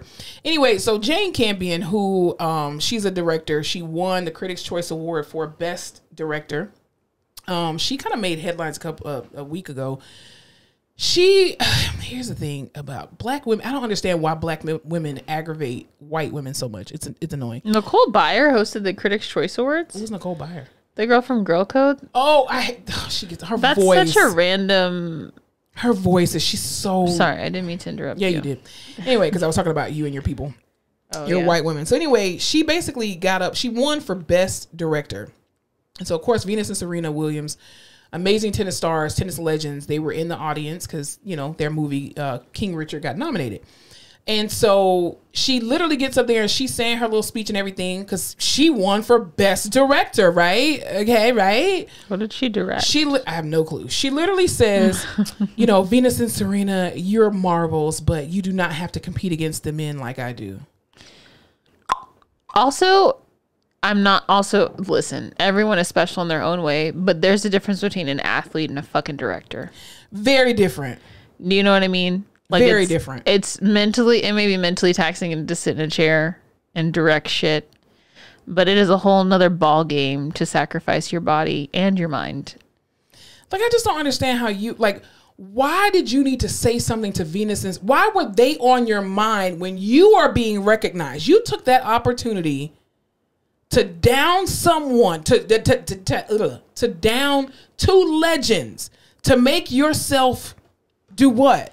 But this is the same shit that all those white men did to Ketanji, the same thing. Because she said she had told them, you are such marvels. Like, let me validate you. You're good. And then tear you down. You're good enough, but you just aren't as good as what I have to do. Why are you so bothered? Why would you say that? Why are you so bothered about black women? I don't understand. Venus You and Serena won. was Make minding your their business. speech about you. You won. Win. And this is why I pray that King Richard sweeps the Oscars this Sunday with all the wins. Is the Oscars this Sunday? I think it is, yeah. I don't have So my we're going to dress. miss it by the time, really? We're going to miss it. I mean, we're not going to be able to cover it this week. We're going to have to cover it next week. But I'm praying for Anjanou Ellis that she wins for Best Supporting Actress for her depiction of... She was the mom, right? Oracene. Mm-hmm. I just Price. don't understand, like... I get being stressed and thinking like, oh, all of these projects were so great. I hope mine stands up, in that context. But if you're up there, why the fuck are you going to tear somebody else down? Why is Venus and Serena on your mind? Keep my name out your mouth. You won. You won, Just man. take it. Go up there and talk about how hard you worked and how much you appreciate all the bullshit you think you appreciate. That was such a weird comment. This is why I continue to say white women are the most dangerous species in this entire world.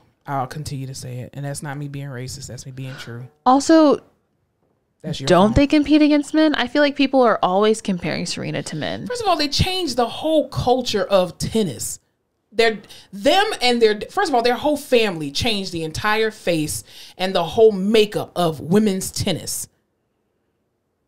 Minimizing this black woman. Oh, you do not compete against the men. What? Oh, you're so good in your little sports team thing that you do, but here in this arena where fuck that. It was just so stupid. Like, shut the fuck up. Like, they should have took her damn award away from her, stupid bitch.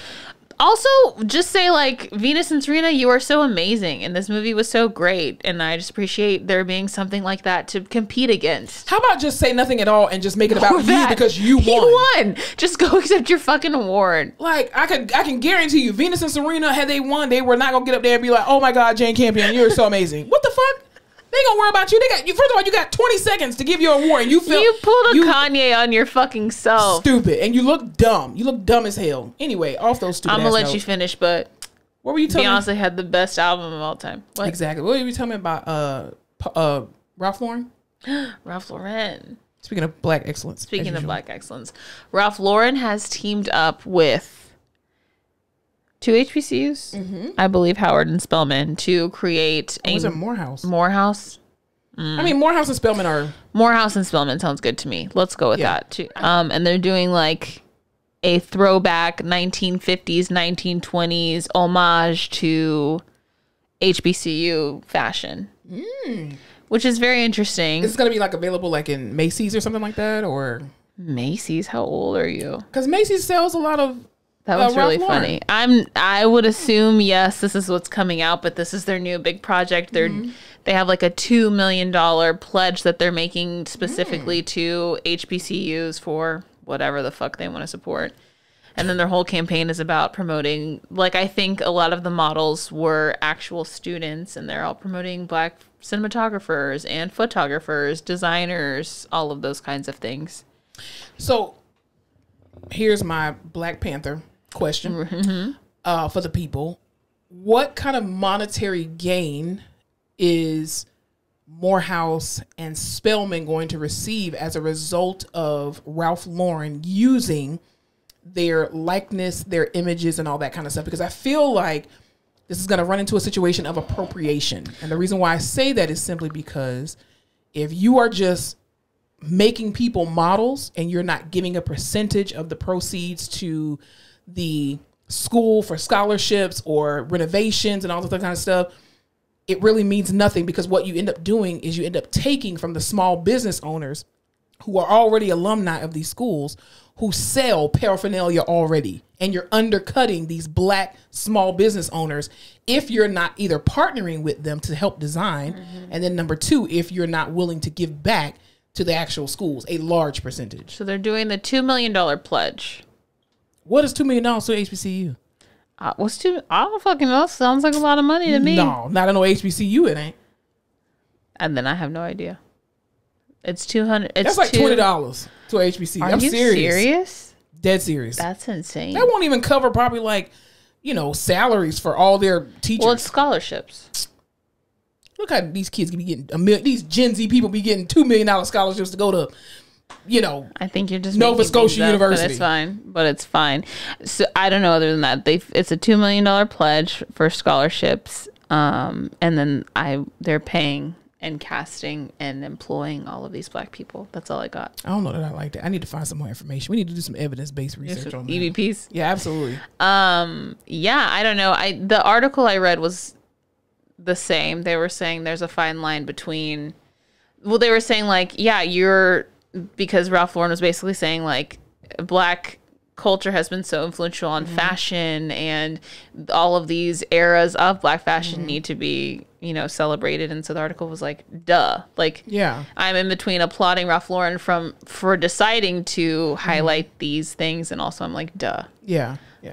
And then there's just a fine line between appropriating these cultures and benefiting from them, and actually like taking this as a chance to highlight Black culture and pull Black people in so that they can benefit from the not experience, but the revenue. The revenue, but the exposure. So yeah, that's all I got. Well, Ralph but Lauren, it looks dope as fuck.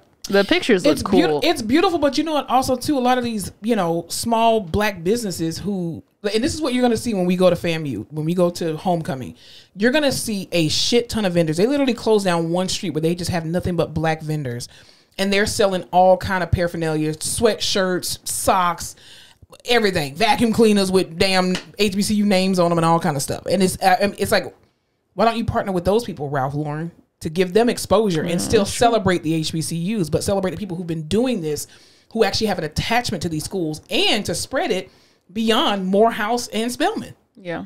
They are not the only two HBCUs. I get it that's like, those two are probably the staples, but. Maybe this is a jumping off point.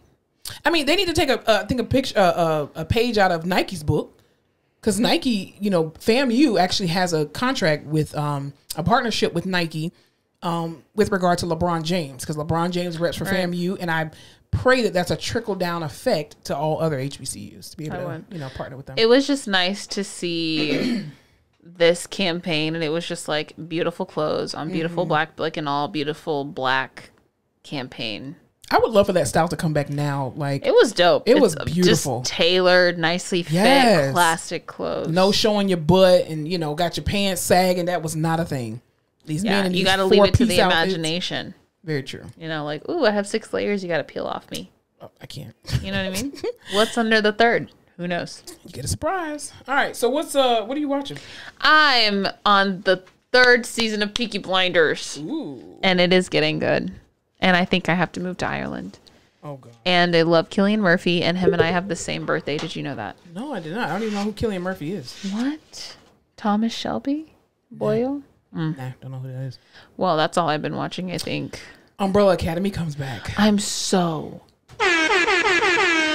pumped. That is such a good show. Yes, it's it is. Such a good show. That's coming back. Bridgerton's coming back. We've got a lineup. I'm gonna be watching shit. Yeah. Oh, what you call is back on now? Came back on Tuesday with a new episode. Abbott Elementary. Woo!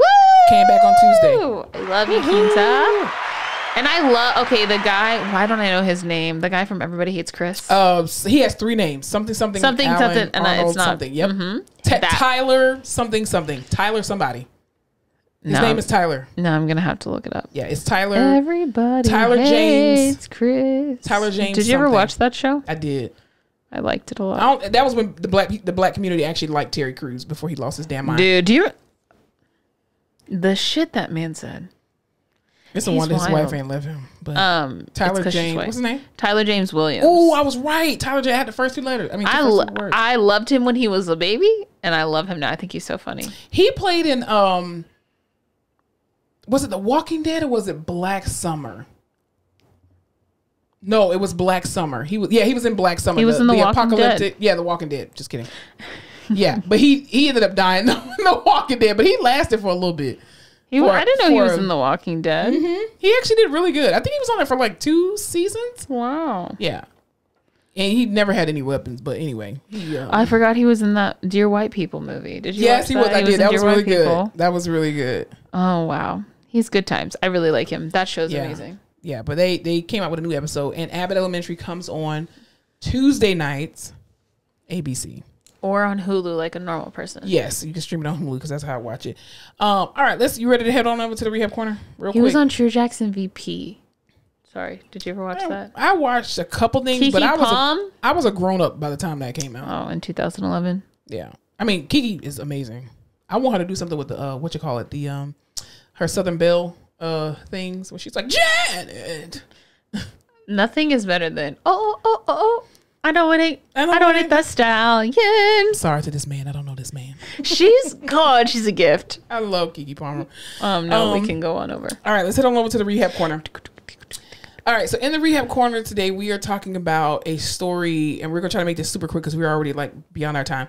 An hour and 23 minutes. But some of this stuff is going to get sliced. Anywho, so in the Rehab Corner today, we are talking about a story that's kind of broken all the about news. how my life got switched, turned upside down. And I'd like to take a minute, sit right here, tell you how I became the prince of a town called Bel Air. Anyway, so there's this nurse that is in the hot seat, and that the nursing community has been coming together, I think. Gathered around her because it is I think a historic case, and is going to change the trajectory of nursing as we know it. And not in a not so good way. Anyway, so the nurse's name is Radonda Vaught. And she's white. She's white. I've never heard of a white Radonda, but I think it's amazing. Sometimes I love that. I'm like, your resume is getting tossed to the side just like everybody else. Absolutely. So she was a former nurse at Vanderbilt Hospital, and she was in the hot seat because she gave a patient the wrong medication and had a medication error that resulted in a fatality. So the patient unfortunately died. The hospital settled with the family, and they could pretty much not talk about it. This incident actually took place in 2017. The patient in question was not actually hers. She was helping out another nurse. And the patient ended up, she again pulled the wrong med from the Pyxis. The hospital was allegedly having electronic medical record issues because they had switched over to a new system, all this other kind of stuff.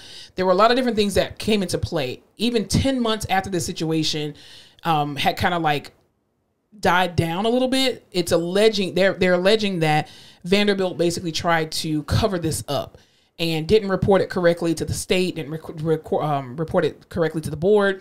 There was an anonymous tipper that basically told CMS, which is the Center for Medicaid and Medicare Services, which if you lose that accreditation, your hospital is done, because that's pretty much where everybody gets off. That's how you get paid. And so somebody tipped off CMS and was basically like, hey, there's some shit that went down. They didn't document it, blah, blah, blah. Throughout this whole entire situation, Radonda Vaught has claimed and has, taken accountability for what she did. She has cooperated the entire time and said, yes, I made a grave error as a nurse. It was not intentional, but I did unfortunately kill a person or was responsible for the death of a patient, and I will take full accountability. The biggest issue is that now her trial has just ended today, actually, and she was charged with criminal negligence. So originally, No, you're saying none of this was reported to state boards and all that kind of state stuff. or anything. The hospital just handled it on their own. Yes, and the medical examiner, because it wasn't documented correctly, the medical examiner did not report it either, because the evidence that they already had didn't warrant them to do an autopsy and go forward and report it. Because the hospital was like, we know what happened. It's fine. Exactly, and they paid the family off allegedly, but they did. Interesting. Yeah. So Vanderbilt, and the only reason why this even came out, because again, this happened in 2017. The only reason why it came out is because an anonymous tipper, I don't know who it was because it's anonymous. So wild that you didn't find that out. Exactly. So an anonymous tipper told CMS, and CMS pressured Vanderbilt to do something about the situation, or they were going to take the accreditation.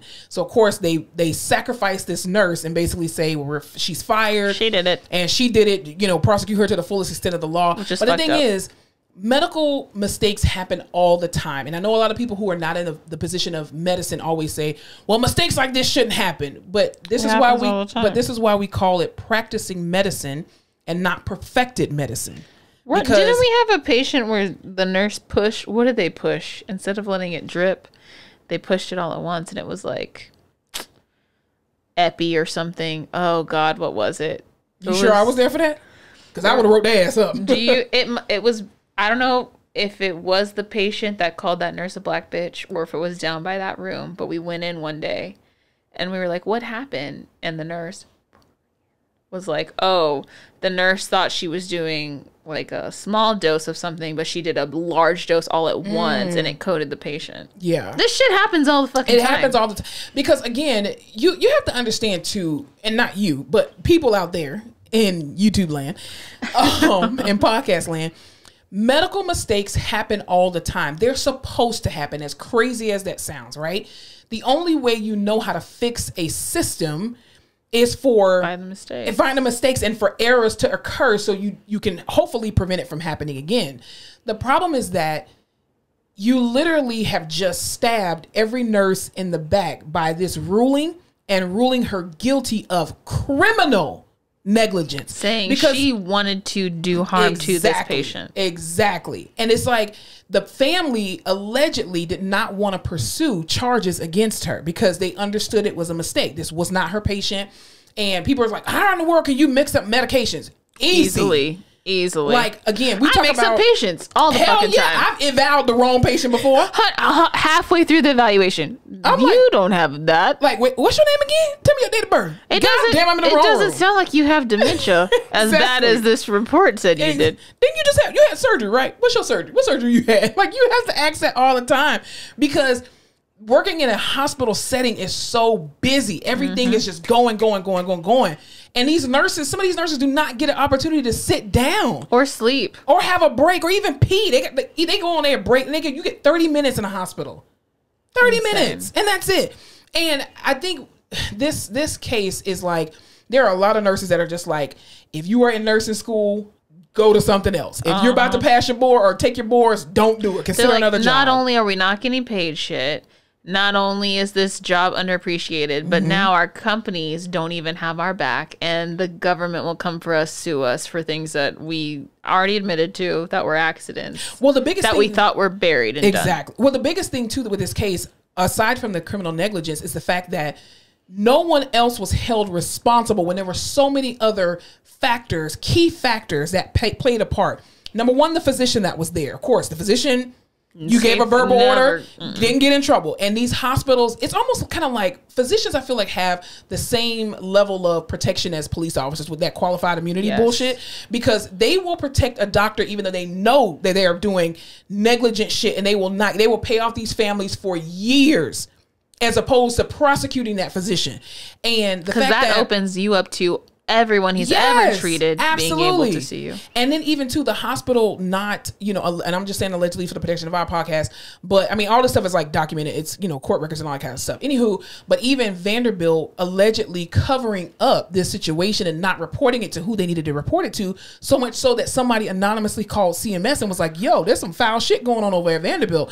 And then too, the fact that no one else was responsible except for her, and she was made to be the scapegoat. And the thing is, she's claimed, like she has literally taken responsibility for her her error causing someone to lose their life. This makes me think that other shady shit is going on for someone to be like, I gotta fucking blow the shit on one shady thing so that it can open up a bunch of other shady things. Yeah, definitely. Because if it was truly dead and gone, like if the hospital truly squashed it and we were done and we fixed everything, then it doesn't seem like there'd be a reason for this to come back up. And the thing is, too, it's so easy to make a medical mistake, because I've even seen where there was a nurse who ended up taking a vial of medication home with him by mistake. This is a stand-up guy. This man was, still in the military, and he literally just mistakenly, nurses, they got pockets for a reason. I cannot tell you how many times I've gone home with gloves, and I had a flush or something. I'm like, I don't even do nothing with IVs. What the fuck I got a flush in my damn pocket? But you got one for the nurse and you happen to store it somewhere. But it happens all the time. And so you're moving so fast. Yeah, and he came back to the hospital and he was like, so I went home late last night after finishing my shift, and I was literally washing my clothes, and I was checking my pockets, and I found this medication, and literally he had to be written up for it. But I'm like, I mean, I get why different rules are put in place, obviously, because you can have nurses who are addicted to drugs and blah blah blah, and they're still in their patient's meds. But I just think that the fact that they charged her with criminal after negligence, she had just been so compliant the entire time, and she literally, when the patient coded, because they were in a PET scan and the patient just stopped breathing, because what she ended up giving, she tried to give the patient a sedative. That was what she was supposed to be giving the patient, a sedative. Instead, she gave them a paralytic, which again, you all know your diaphragm is a muscle, and so that will stop when you moving paralyze as well. it. Exactly, you cannot breathe. You ain't breathing, especially when you're not on a ventilator. And so when the radiology tech noticed that the patient was not breathing or whatever. How long do you think that took? Oh, I don't know. Probably forever. Probably with the radiologist. But they were able to get a pulse back though. That's good. And then because the patient was in a neuro ICU with a brain bleed. So anyway, but my thing is too, like, as soon as they came, like because it was not her patient and she was in another part of the hospital taking care of her patient and doing a swallow study on her patient. When she heard the code, she was like, oh shit, that's the same patient I just went down there. Because again, it's not my patient. It's one of my colleagues' patients. And when she noticed that, she went right to the bedside. And then when she was doing her, I guess her audits or whatever, she was like, oh, shoot, I gave this patient the wrong medication. And she notified the team immediately.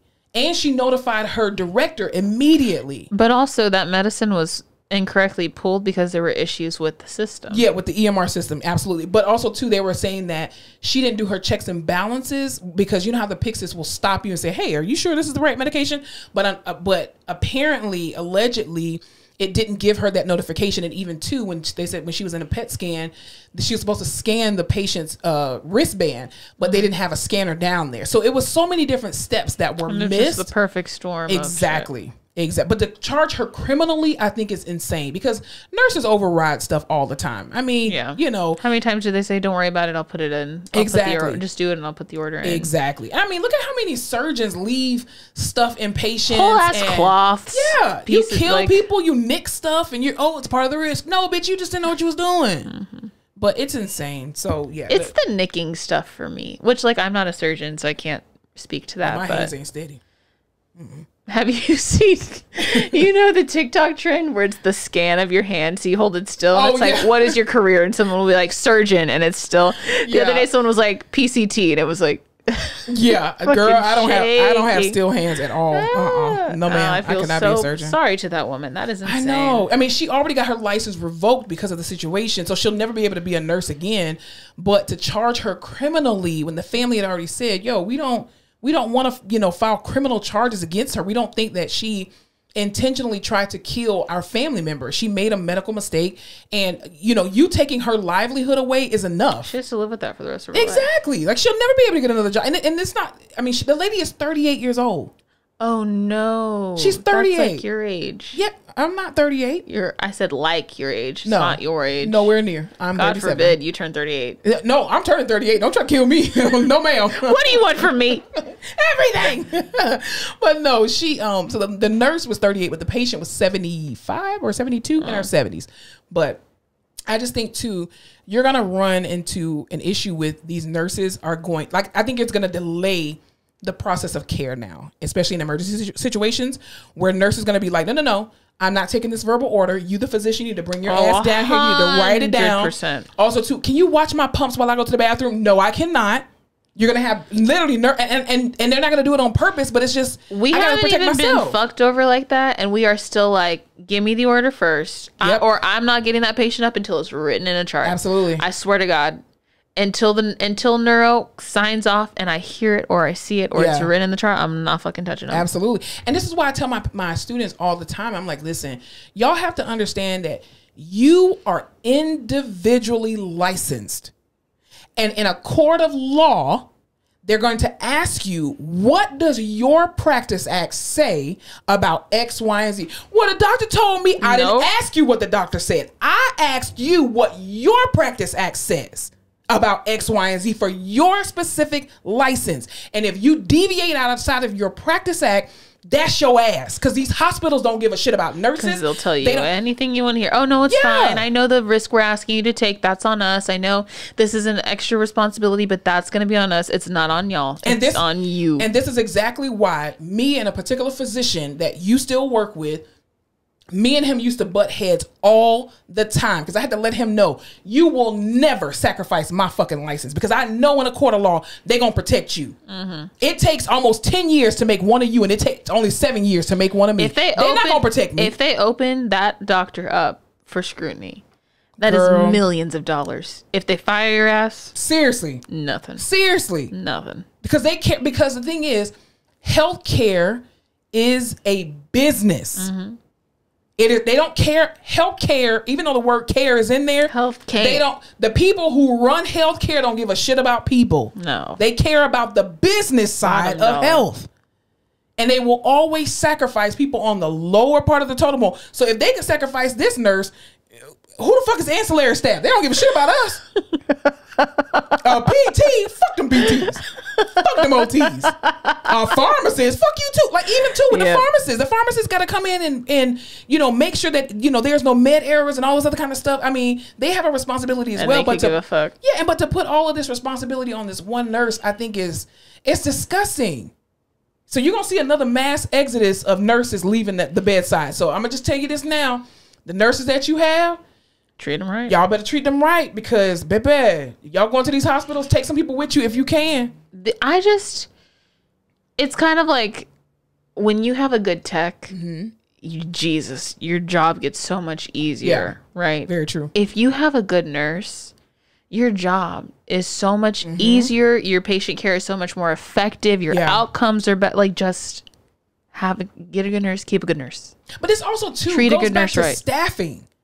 You have these nurses who are dealing with very unsafe staffing ratios. Yeah, that's true. In some of the most critical areas. Some of these patients should be 1-to-1, which means one nurse per one patient. No. In some ICUs, and I've seen it myself in the 8 years that I have been a physical therapist, literally in an ICU, a cardiac ICU, you have had a nurse with 3 patients. Oh, that is dangerous. The other week, someone had 2 patients, 3 pumps. That's insane. Tell me how that works. But then in an ICU. But then look at how many times we will tell a nurse, hey, so-and-so's on lunch break. Can you give them some pain meds? And they go and try to help out and pull whatever they need to pull, because you don't want to interrupt the nurse's lunch break, because they have a right to have a lunch break. Yep. And you're just trying to help out your fellow colleague, and then this is what happens. You now potentially could go to jail. It's insane. I wouldn't help anybody. Yeah, it's gonna literally, everybody's gonna be paranoid as shit. We always joke about how we would walk by a room if something's happening. We'd be like, oh, not my patient. Can't touch him. Yep. Not my patient. Because you don't know what's going on. You don't want to get in trouble. Absolutely. But that's how the fuck it's going to be. Yeah. Not my patient. I haven't chart reviewed. I know nothing about them. I'm not fucking touching them. And even the nursing staff, I think we always joke to it, and we complain as therapists. These nurses are never at the fucking bedside. Where the hell are these goddamn nurses? They ain't doing shit. But they really are. They really are probably busy. Taking a breather in a bedroom. Like, they trying to, discharge this patient, transfer this patient, keep this patient alive. Like, I remember even during COVID, there was one day that I saw, one of my favorite nurses. She was trying to keep Boss. She was trying to keep this one patient alive. And literally for 12 hours, this lady sat inside the room with this patient. We were in that particular unit for what, like 5-6 hours of the day. She never came out of that room. And she was just like, boss, I'm just trying to keep my patient alive. Like, I'm legit trying. It was insane because people were just like, do you need help? And she was just like, no, because if I walk away the blink of an eye, this patient's going to die. And I'm just like, to know that of nurses, and that's what they have to process for multiple patients. That's not hours. easy. For hours. That's not easy. And then you invest all this 12 hours into something. Yeah. To hand it off to someone. Yep. Absolutely. That's where it would get me. I'd be like, no, I'm fucking staying. Yeah. You're not going to fuck this up. No, I'll be like, bitch, I'm out. I'm sure you would. I'd be like, hey, they was alive when I left. But I mean, prayers out to Radonda. I think it's absolutely insane. And pray for your nurses, man. Treat your nurses right. If you see a nurse, hug a nurse, thank a nurse. Am I boring you? No, I worked today. Maybe you don't know what that's like to work outside the home, but... Ma'am, I'm working. Okay. Thank you. Light duty is very tiring. Listen, I ain't got no sugar daddy yet and no husband, so I but we're taking working. applications. Yes, we are. Shoot. If you want sugar, I'll give you some sugar. Anyway. I'll do just about anything. Hey, if you have Blue Cross Blue Shield insurance, I will do just about anything. Or TRICARE for life. I'm not waiting for TRICARE times, no. I'm just saying. They got service connection, so you get extra checks if you got TRICARE for life. That means you're medically retired. That's all I'm saying. If you're on 100% disability, reach out to me. Absolutely. Me know. Whether you work or not. Hey. Anywho. But yeah, pray for all your nurses because they just had a rough go at it. And pray for Radonda Vaught as well too. So yeah. Anything else before we get out of here? We are almost at 2 hours. Jesus. No, we just can't shut the hell up. Well, you're crying, so clearly I'm crying. So I just have overactive glands. My dentist told me, or no, did I tell you my hygienist? My dental hygienist was like, you have an overactive salivary gland. I was like, I know. Every time I yawn, I spit. What are you, like an X-Man or something? I don't fucking know. Weird. My eyes water all the time. I know when I edit this, I'm going to see you yawning multiple times. Like, bitch, am I boring? No, you're not. All right. It's my meds wearing off. Oh, cool beans. All right, well, thank you guys for... Sorry, cut that out. Cut it out. Cut it out. Cut that out. Well, thank y'all for joining us for another episode of The Face Off with Fleming and Fowler. We appreciate it. And y'all just remember to spread love. Spread light. And don't forget to laugh your face off. That was good. You pressed the laugh one too. I guess we'll keep it a good. Thanks so much for tuning in to another episode of The Face Off with Fleming and Fowler. Don't forget to follow us on all our social media platforms, Instagram, Facebook, Twitter, and YouTube at The Face Off Pod. Be sure to tune in to The Face Off every Tuesday where new episodes are released.